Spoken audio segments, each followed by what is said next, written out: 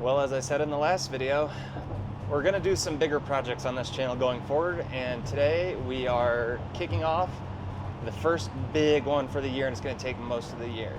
So right now we're on the way to the depot to pick up some tools, and then I'll give you a little bit more insight as to what we're doing. Tools acquired, and I even picked up a little plant. We're leaving the depot, but the weather has taken a turn for the worse, so we are going to pick this up in a little bit. It's a very confusing entry into the vlog space, but we're learning and we're trying, and it's going to be a fun project. A little sneak peek back there. Okay, time to come clean. My name's Sam, in case you didn't know, and I live in Utah currently. And I've lived here for about the last year or so, and I'm trying to figure out if this is where I want to be or if I kind of want to move somewhere else. I have ambitions to own a little property, have some animals, do some farming, ranching, self-sustaining stuff, but I also kind of want a property where I can build things, have a big shop on it, do all that kind of thing. So last year I started taking some trips and just tried to check out a couple different areas of the country, and I came to a realization. One, it's very expensive to fly, rent a car, get a hotel, explore, kind of cram it all into a weekend. And two, just because you like something, a place in, let's say, March, doesn't mean you like it in September. Or if you like it in August, you might not like it in March, and vice versa. And so I realized I kind of needed to do a bit more exploring. And the other part of this is I own two setters. They're hunting dogs, and I kind of want to go hunt with them more. But it's kind of hard to travel with dogs. If you've ever done it, you always have to stay in a dog-friendly hotel, which is more often than not a motel. And it's kind of hard to get that much time off to really go explore because you kind of have to put in some foot miles. And so I figured I would kind of solve all of my problems and get this, which is a 2025 all-wheel drive 144 Sprinter van. Now, if you've been on the internet in the last couple of years, you will be familiar with the term van life. And van life just means that rather than you living in a home, you live permanently in a van.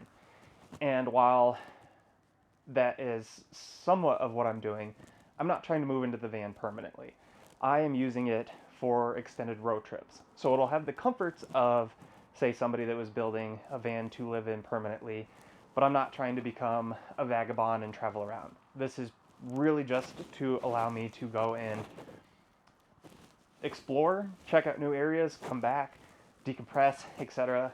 If you saw my last video, you will know that I love my office. I have a ton of tech and a ton of gear, and I'm not getting rid of that just to have this van. So that being said, I'm also going to incorporate some smart home functionality into this van. When I first kind of started to think about this and somebody suggested it to me, I was kind of skeptical because I was like, there's no way that it's really all that comfortable and I can fit all that stuff into it, and there's just so much to learn and so much to do to get one ready. And it seemed pretty daunting.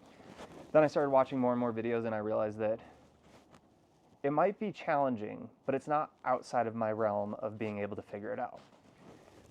Secondly, I saw a person do a tour of somebody who had converted an ambulance, like an old ambulance, and implemented smart home into that ambulance to monitor all their systems, manage their lights, their power draw, etc., all that kind of thing. And I said, now that would actually be kind of cool. I don't know if you guys have ever been in a Tesla, but they have a function where you can put the car in dog mode. And essentially what that does is you can leave your dog in the car while you run into the store, go get dinner or whatever, and it will keep the temperature in that vehicle extremely comfortable for the dog, which means they're never in danger of overheating, and it'll send you an alert if for some reason something goes wrong. I want to be able to take my dogs and go work from a cafe for a couple hours and not worry about them overheating. So I want to incorporate that same sort of functionality into here. And Home Assistant, along with some of these other systems, would allow me to do that. So then I was like, okay, this actually might be a kind of fun little project to do. And then recently, I discovered this channel called Smarty Van, and it's a guy who lives in his vehicle full time. So like he went extremely overboard with this because that is his home. So he wanted the systems to be super over the top and awesome for him. But he pretty much runs his entire van off of Home Assistant. Like there's not a single physical switch in there. Everything is off of Home Assistant. And he does tutorial videos, and I've started following him, and I realized, okay, so it's going to be a little bit challenging because of, you know, electrical. You don't just plug things into a wall socket, but they connect to Bluetooth, they connect to Wi-Fi, and everything works much like it would in a home. So I'm not going to go as far as what he did because I'm not going to live in it permanently, and it's just a ton of effort, and I got a timeline. But if you're kind of interested in how Home Assistant can be put into a van, highly recommend his channel, and it's linked down below. I don't know him, I'm not getting anything, but I've just found his videos kind of interesting, very cool, and I will definitely be referencing them. So, all of that background, I just want to give you a quick little walk around of the van, and then in the next video, I'll kind of go over the different requirements that I had for the van and how I went through the design process and kind of came up with the layout that I went with. So, without further ado, here's the van. So in case you couldn't tell, it is winter outside because it's January. And so I have to be pretty strategic with how I do this build. So I've been doing a lot of planning, but here is the main cavity of this van. So it's got this quick little step, got some mud. I'm definitely gonna need to put some sort of outdoor step here because it is a very high step. But this is it. It's just a big hollow cavity, ripe for the picking. There's nothing too interesting about it at the moment. As you can see, I've kind of tried to visualize where things would be. And here is the cockpit, if you will. So it's a Mercedes. It's still very fancy.